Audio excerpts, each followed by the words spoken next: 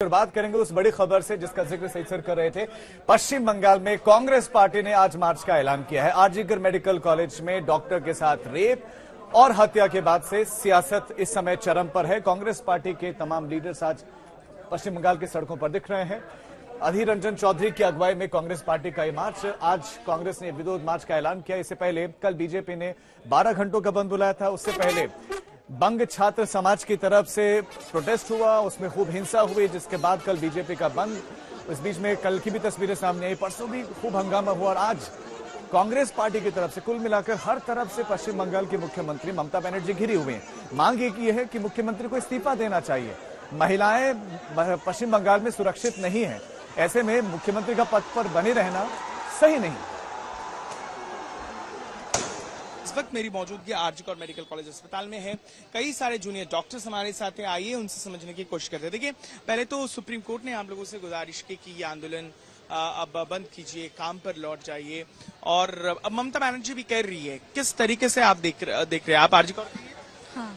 तो किस तरीके से देख रहे हैं? ममता बनर्जी ने भी, अब मुख्यमंत्री ने गुजारिश की है कि आंदोलन खत्म करके अब काम में वापस आइए। आप लोग आपका क्या सिद्धांत? हम लोग का जो प्राइमरी क्लेम था, जो हम लोगों ने चाहा था प्राइमरीली कि हमारी जो सीनियर पीजीटी दीदी को ऐसे ब्रूटली मारा गया है, रेप किया गया है, उसका जस्टिस मिले, इसीलिए तो सीज वर्क करा है। उसका जस्टिस अभी तक आया नहीं है हम लोगों के पास। हम लोग को कुछ भी पता नहीं है कि कौन कल्प्रिट है, क्या है, कुछ नहीं पता। तो हम सीज वर्क क्यों स्टॉप कर दे? क्योंकि हमारा वर्क प्लेस ही हमारे लिए अभी भी सेफ नहीं है। मुख्यमंत्री वो खुद कह रही है कि आंदोलन के साथ है, लेकिन कहीं ना कहीं वो ये भी कह रही है कि इस पर मैं कार्रवाई नहीं कर रहा हूँ कोई, लेकिन इस पर सोचना चाहिए। किसी भी तरीके के दबाव के अंदर आप लोग हैं? नहीं, मैं यही बोलना चाहूंगा कि जूनियर डॉक्टर्स हम लोग जो है, हम लोग बहुत 36-48 आवर्स ड्यूटी करते हैं हॉस्पिटल में। हम लोग उस तरफ से देखें तो घर से ज्यादा हॉस्पिटल में रहते हैं, तो हम लोग इसको अपना सेकंड होम के ज्यादा भी फर्स्ट होम भी कह सकते हैं, क्योंकि ज्यादा वक्त हम यहाँ पे ही गुजरते हैं। तो अगर यही हमारे लिए सेफ नहीं है तो हम कहाँ जाए? आप चाहते हैं एक सुरक्षित जगह हो आपके कामकाज के लिए, है ना? एकदम कोई रेस्ट्रिक्शन नहीं चाहिए। जो हमारे लिए वर्क प्लेस बहुत ही सेफ होना चाहिए, बस हॉस्पिटल नहीं, कोई भी वर्क प्लेस। कोलकाता में जो रेप और उसके बाद मर्डर हुआ, उससे चिंगारी उठी और छात्र डॉक्टर सड़कों पर थे, लेकिन अब सियासी दल भी सड़कों पर हैं। बीजेपी ने यहां बंद का आह्वान किया, अब कांग्रेस पार्टी भी मोर्चा खोल चुकी है और टीएमसी भी अब जवाब में सड़कों पर उतर चुकी है। उनके भी छात्र विंग जो है वो प्रोटेस्ट करने के लिए तैयार है। बीजेपी 2 सितंबर को यहां पर जिला मजिस्ट्रेट दफ्तर का घेराव करने वाली है। टीएमसी 31 अगस्त को ब्लॉक पर प्रदर्शन करने वाली है। यानी टीएमसी भी पूरी तरीके से मोर्चा बनाए हुए। बीजेपी ने भी अपनी रणनीति बना ली है, अलग अलग जगहों पर अलग अलग दिन तय कर लिए हैं जब बीजेपी की तरफ से प्रदर्शन होंगे, और ये प्रदर्शन ममता सरकार के खिलाफ होंगे, न्याय के लिए होंगे। हालांकि आपको ये बता दें कि अब ये पूरा मामला सीबीआई के हाथों में है, लेकिन अभी तक सीबीआई ने कोई बहुत बड़ा खुलासा इस पर अभी तक नहीं किया है। लेकिन बयानबाजियां और सियासी पलटवार जरूर शुरू हो गए। संवैधानिक पद पर बैठे हुए किसी मुख्यमंत्री के द्वारा दिया गया अपनी किस्म का ये पहला बयान है। मुख्यमंत्रियों से इच्छा और अपेक्षा की जाती है कि वो कानून व्यवस्था का राज अपने राज्य में कायम करेंगे।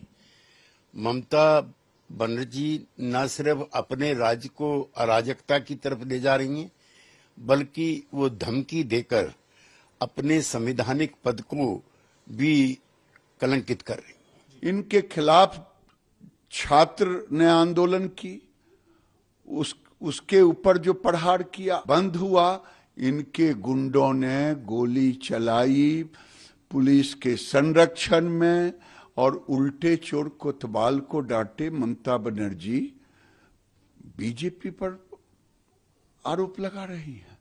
ये गुंडों की सरगना वाली सरकार है और आने वाले दिन में ममता बनर्जी को इसका खामियाजा भी भुगतना पड़ेगा बंगाल की जनता के साथ। Hatred language is spreading, and the kind of statement related to different kind of threats is spreading across the country is really unfortunate, and I condemn this kind of statement, she should withdraw this kind of a statement, or she will face the wrath of the people of Bengal also. ये जो खेल खेला जा रहा है बंगाल में, Bharatiya Janata party उसके विरोध में लड़ रही है। हमारे कार्यकर्ता लगातार अब कुर्बानी दे रहे हैं। कई कार्यकर्ता बंगाल के चुनाव से लेकर अब तक कई कार्यकर्ता हमारे मारे गए बंगाल के ममता बनर्जी के वहाँ के शासकीय प्रशासन के साथ साथ और उनके तृणमूल कांग्रेस के नेताओं के द्वारा। लेकिन कोई भी ममता को एक भी विषय कानून प्रशासन का नहीं समझ में आता है। और आज बंगाल को आग लगाकर अब वो चुनौती दे रही है कि बाकी राज्य चलेंगे। बंगाल हो या बिहार या झारखंड, पूरे देश में नरेंद्र मोदी का सरकार है। हम देश की जनता की सुरक्षा के लिए कोई भी कुर्बानी देने को तैयार है। पश्चिम बंगाल लिए चलेंगे अपने सहयोगी अनुपम मिश्र के पास। अनुपम, ममता बनर्जी बैकफुट पर तो हैं, सभी उनको घेर रहे हैं। क्या बीजेपी, क्या कांग्रेस, क्या लेफ्ट, उनके सहयोगी दल भी, कोई भी खुलकर उनके साथ खड़ा हो नहीं रहा है। तो सुकांता मजूमदार भी जा रहे हैं अभी राजभवन, आपकी मौजूदगी राजभवन में ही है, तो क्या अभी इस वक्त हलचल, क्या अपडेट दर्शकों को बताइए।